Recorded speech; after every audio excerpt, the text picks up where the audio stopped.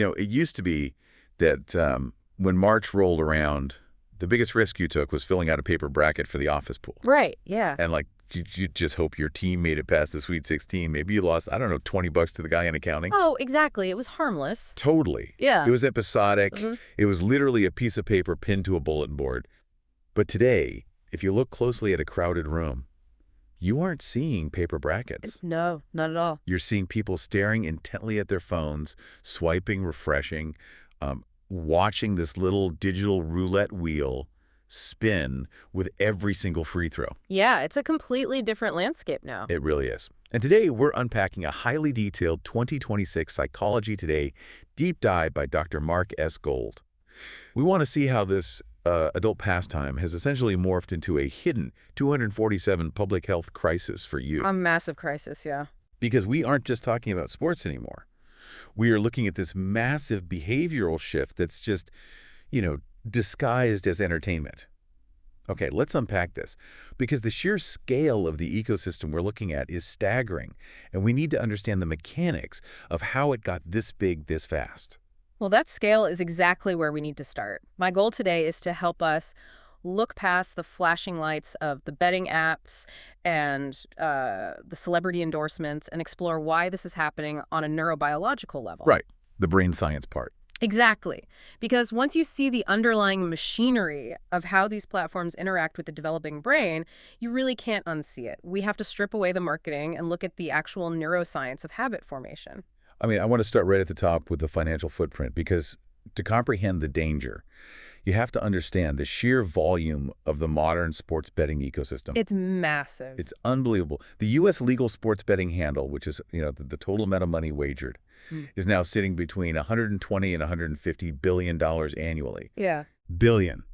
With a B. It's an astronomical amount of capital changing hands. And while the Super Bowl remains the biggest single event for betting, March Madness is the undisputed heavyweight for overall volume. The 2026 tournament alone is projected to take in about $4 billion in bets. Staggering. And if you include prediction markets, it approaches $4.5 billion. Wait, $4.5 billion in just a few weeks. Are people even watching the games anymore, or just watching their phones? What's fascinating here is how structural changes have made this a continuous, socially normalized part of daily life. It's no longer an episodic activity tied to physical casinos. Right, because it's literally in your pocket. Exactly. And what's crucial to understand is the demographic engine driving that growth. It is heavily driven by Generation Z and millennials. Okay. And the mechanism of action is almost entirely mobile. We're talking about 85 to 90% of all wagers being placed on a mobile device. Wow. This isn't happening in brick-and-mortar casinos. It's happening on couches and classrooms and during, morning commutes. So it's basically a 247 Las Vegas casino that you just carry around in your pocket. That's a perfect way to put it. So because that friction is entirely gone, you don't have to book a flight, you don't have to walk onto a casino floor, you just use Face ID and double tap. And the barrier to entry hasn't just dropped, it has completely vanished. Yes. And that is dragging the starting age down with it. The data in this deep dive shows that gambling is increasingly introduced in early adolescence. Which is terrifying. Yeah, and it's particularly prevalent among boys. We're looking at national survey data showing that 36% of boys aged 11 to 17 report gambling within the past year. Yeah, and let's break those age brackets down even further because the trajectory is alarming. Okay. Among boys ages 11 to 13, the participation rate is 28%. 11 to 13, that's middle school. Right, and by the time they reach ages 15 to 17, it jumps to 44%. Oh my God. By late adolescence, nearly half of young men report some form of gambling activity. We are seeing a complete normalization of an age-restricted activity occurring years before the legal threshold. But okay, if you are 12 years old, you can't even buy a lottery ticket. Yeah. How is this gateway exposure actually happening? It feels like a digital contagion spreading through, middle school group chats and Discord servers. Well, the term digital contagion is highly accurate for the mechanism we're observing. It's spreading socially. Okay. The research highlights a phenomenon known as the friend effect. The friend effect. Yeah. For adolescent boys who have friends that gamble, participation rates skyrocket to over 80%. Wait, 80%? Just from having friends who do it? Yes. Contrast that with boys whose friends do not gamble. Their participation rate sits under 20%. So the social vector is the primary driver here. It's all about who they hang out with. Exactly. It's not necessarily a kid sitting alone deciding to seek out a betting app. It's a kid wanting to participate in the dominant conversation happening in their peer group. So it's peer pressure, but Yeah. it's highly gamified peer pressure. Absolutely. And it's not just the friends pushing it, right? It's the broader digital environment they're swimming in.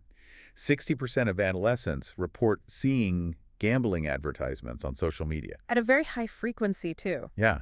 So you have a 12-year-old scrolling through their feed, seeing highly produced ads with their favorite athletes or influencers, and then their friends are talking about it in a group text. The saturation is just total. It is total saturation. And pervasive ads within social media gaming environments act as these gateway exposures. Right. I really want to emphasize that this early exposure is not benign. The teenage brain is incredibly plastic, meaning it is wiring itself based on the inputs it receives. The apps are literally training their brains. Yes. Introducing these activities at 11 or 12 establishes deeply rooted patterns of risk-taking and reward-seeking. It normalizes the behavior at a highly impressionable age. Which sets a pretty dangerous foundation, I imagine. A very dangerous foundation. Even during these adolescent years, the data shows these kids are already reporting elevated stress, interpersonal conflict, and early signs of compulsive behavior. So they build this neurological foundation of risk-taking in middle and high school. They get used to the mechanics, the vernacular, the thrill of the win and the sting of the loss. Yeah. And then they graduate. They leave the structured environment of their childhood home, and they head off to college. Right, which is a major transition. And this is where that early foundation violently collides with a distinct lack of supervision and some incredibly aggressive technology. Exactly. The transition to young adulthood, specifically the college years, is where gambling shifts from being an experimental, socially driven activity to becoming a deeply entrenched normative behavior. Okay. If we look at adults under 30 in the general population, gambling participation is around 30 to 40%. Which is already pretty high. It is. But the college environment is entirely different. In colleges, over 50% of students engage in sports betting. Half of them. And if you filter that down specifically to students living on campus, the rates are estimated to exceed 2/3. Wow. Even more concerning, 4% of them are betting every single day. And college comes with its own set of pre-existing risks, right? Which are now intertwining with this new digital casino ecosystem. Oh, absolutely. Gen Z often views sports betting as a social activity done with friends, and it frequently pairs with binge drinking. That's a huge factor. The data says sports gamblers are at least 1.9 times more likely to binge drink than non-gamblers. And just to define that clinically for everyone listening, we're talking about 4 or more drinks for women or 5 or more for men in a single sitting. Right. And the intersection of alcohol and mobile betting creates what Dr. Gold refers to in the deep dive as a compounded risk environment. Compounded risk. Yeah, alcohol chemically lowers inhibitions and directly impairs the brain's executive functioning. It turns off the filter. Exactly. When you combine an impaired ability to evaluate long-term consequences with instantaneous access to an infinite betting market, you naturally see an increase in riskier, more impulsive financial behavior. Because they can just reach into their pocket. The friction is gone, the judgment is suppressed, and the capability to wager is constantly right there in the palm of their hand. Here's where it gets really interesting, though. Because it's not just betting on who wins or loses the game anymore. No, not at all. The traditional structure of placing a bet on a Sunday morning and waiting until Sunday night for a result that's almost antiquated now. It's practically ancient history for this demographic. Yeah, the data details the massive rise of what they call micro-betting, and this is placing in-play wagers on individual micro-events within a game where bets occur and resolve every few seconds or minutes. Yeah. Like, will the next pitch in this baseball game be a strike? Will this specific player make the next free throw? Micro-betting sounds like TikTok for your wallet. Constant, rapid-fire dopamine hits where you swipe away your money. That comparison to TikTok is highly relevant from a structural standpoint. Micro-betting relies on the exact same psychological principles as a casino slot machine. Really? Like Oh. actual slot machines? Yes, specifically variable ratio reinforcement schedules. To understand why this is so potent, you have to look at the mechanics of unpredictability. Okay, break that down for me. So, B.F. Skinner proved decades ago that if a reward is guaranteed, the brain eventually adapts and stops releasing high levels of dopamine. It gets bored. Right, because you know it's coming. Exactly. But if a reward is unpredictable, if you don't know when or if it's coming, the brain's dopamine system goes into absolute overdrive. Oh, wow. It's the anticipation of the unknown that creates the hook. So it's not even about winning the money, necessarily. It's about the suspense of the spinning wheel. Exactly. Microbetting condenses that suspense loop into a matter of seconds. It is no longer about the slow burn of watching a 3-hour football game to see if your team covers the spread. It is about immediate, repeated, relentless cycles of anticipation, action, and then reward or loss. Just over and over again. Over and over. This rapid cycle dramatically accelerates the loss of control and the onset of compulsivity. That makes so much sense. And it's critical to note that this is part of a broader trend of speculative, high-velocity financial behaviors we are seeing in Gen Z, Like what else? like cryptocurrency speculation and options trading. They all share these exact same variable reward structures, extreme volatility, and highly gamified user interfaces. Now, what does this all mean for the listener? Young guys have always taken risks.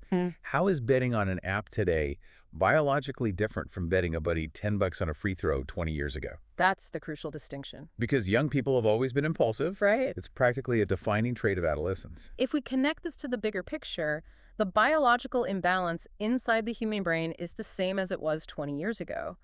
But the external environment is entirely unprecedented. When we talk about impulse control, we are talking about the prefrontal cortex. That is the part of the brain responsible for long-term planning, evaluating consequences, and basically hitting the brake pedal on impulsive desires. Right. The critical neurobiological fact here is that the prefrontal cortex doesn't finish maturing until a person is in their mid to late 20s or even early 30s. So the brake pedal literally isn't fully installed yet. Precisely. But the gas pedal, the amygdala, and the reward centers of the brain is fully operational by early adolescence. That sounds like a bad combination. It is. Young people are biologically wired to seek novel experiences, risks, and rewards. It's how they learn to navigate the world. But 20 years ago, betting a buddy $10 was a finite, isolated event. Right. It happened. Someone won. You moved on. Exactly.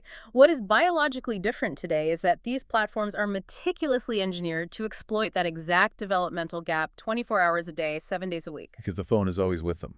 Always. They use variable rewards, algorithmic push notifications, and frictionless rapid feedback to drive what the tech industry calls app stickiness. Ugh. App stickiness. Yeah. It creates a relentless loop of expectation and reward that never existed in the physical world. It weaponizes their natural, immature brain chemistry against them at a scale we've just never seen before. It really is an unfair fight. You have a brain that is biologically craving risk and reward matched against a supercomputer in their pocket that has been optimized by thousands of software engineers to provide that exact stimulus constantly. That's exactly what it is, an unfair fight. And when those engineered platforms successfully hijack a developing brain, the fallout goes way beyond just losing a little bit of allowance money or blowing a weekend budget. Far beyond that. It cascades into a severe yet incredibly invisible public health crisis. Yes. The clinical consequences detailed in the source material are severe, and they are playing out on campuses nationwide right now. Because of these neurobiological vulnerabilities we just discussed, college students are developing gambling problems at roughly twice the rate of the general adult population. Double the rate. Let me share some specific numbers from recent clinical surveys to put this in perspective. Okay, let's hear them. Approximately 6% of college students currently meet the established clinical criteria for pathological gambling. 6% off. Yeah. And an additional 10% exhibit problem gambling behaviors that disrupt their daily lives. And looking at a 2025 report cited in the deep dive, it showed that 17% of college students are at high risk, and 29% are at moderate risk for gambling-related harm. Yes. That is nearly half the student body facing some level of risk. It's a massive proportion. And the consequences they are facing aren't just a matter of an empty bank account. We are talking about severe academic impairment, missing classes to track bets, massive credit card debt, strained relationships. Deep depression, too. Yeah, deep depression, and alarmingly high rates of suicidal ideation. The link to suicide is perhaps the most tragic and urgent metric we have in this data. It's so sad. Gambling disorder is associated with one of the highest suicide attempt rates among all behavioral addictions. Really? The highest? One of the highest, yes.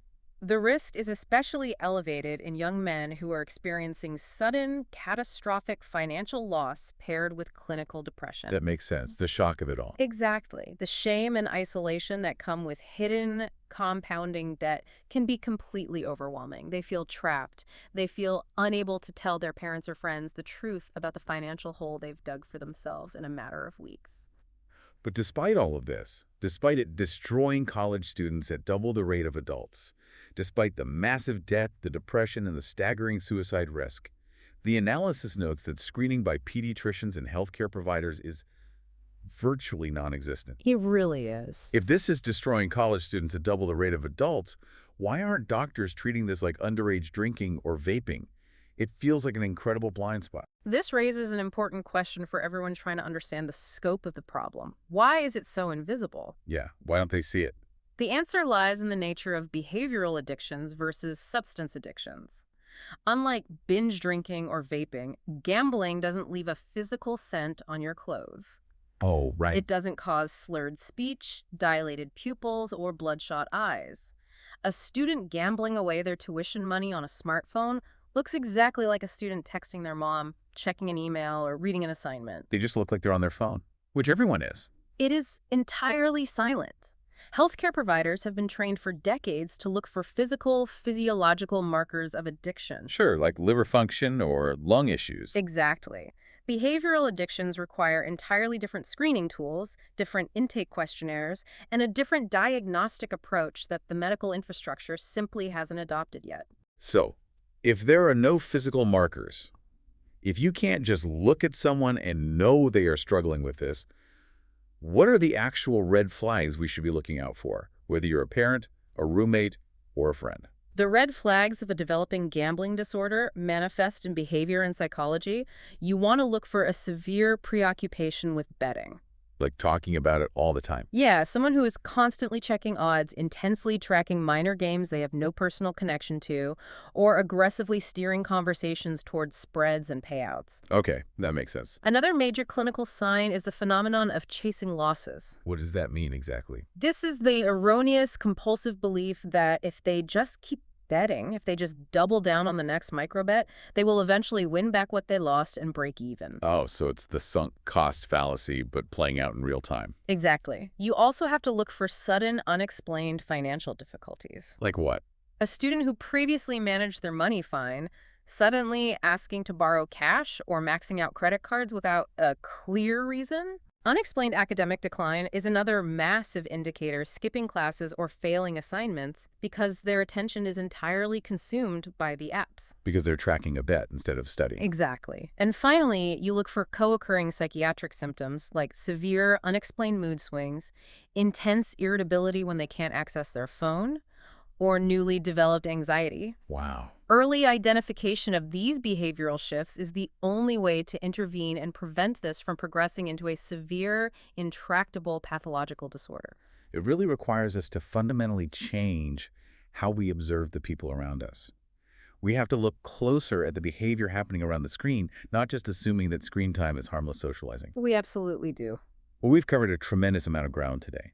For you listening, we started with the sheer magnitude of the modern ecosystem, a $4.5 billion handle for March Madness alone, and an industry turning over up to $150 billion a year. We traced how the barrier to entry has completely vanished, pulling 11 and 12-year-olds into the funnel through social media contagion and peer pressure. A friend effect. Right.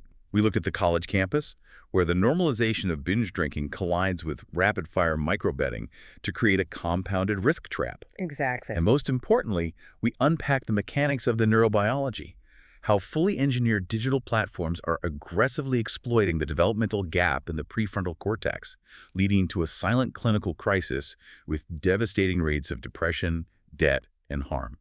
It's a profound societal shift in how we interact with risk, and the speed at which it has normalized is unprecedented. It really is. I want to leave you with a final thought to consider, looking past the current statistics and into the future. Okay. If our mobile devices have successfully gamified everything from investing to sports fandom, and we know definitively that the prefrontal cortex, the brain's crucial regulatory system, doesn't mature until our early 30s, what happens a decade from now?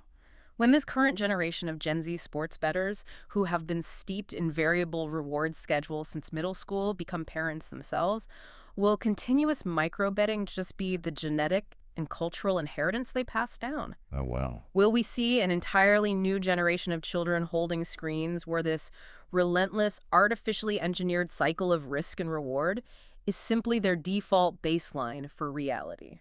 It's a chilling thought, and it really changes how you look at a crowded room of people staring intently at their phones. Suddenly, it doesn't look like an innocent office bracket pool or a group of friends checking group chats anymore. No, it doesn't. It looks like a million little digital casinos Mm. quietly spinning away in everyone's pocket, waiting for the next swipe.